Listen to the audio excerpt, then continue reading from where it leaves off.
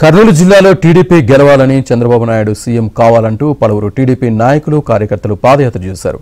మంత్రాలయం మండలం వగరూరు నుంచి కౌతాల మండలంలోని ఉరుకుంద ఈరన్న స్వామి దేవస్థానం వరకు ఈ పాదయాత్ర సాగింది. దాదాపు 30 కిలోమీటర్ల దూరం మండుటెండలో నడుచుకుంటూ వెళ్లారు.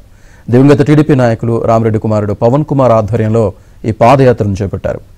మార్గ మధ్యంలోని గ్రామాల్లో ఈ పాదయాత్రకు విశేష స్పందన లభించింది.